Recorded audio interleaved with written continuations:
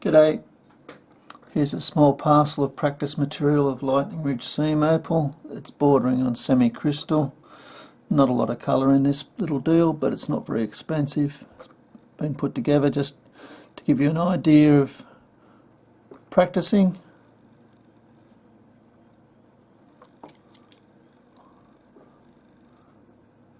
It's got a bit of a colour bar there. I'll zoom in actually. There, that's a bit better.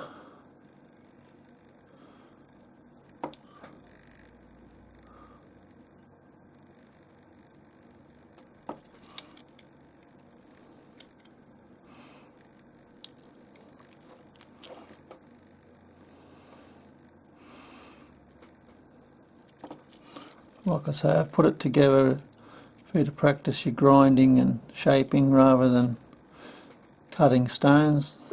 As you can see, there's not a lot in it, but it's not a very big high price. Hope you've enjoyed. Cheers.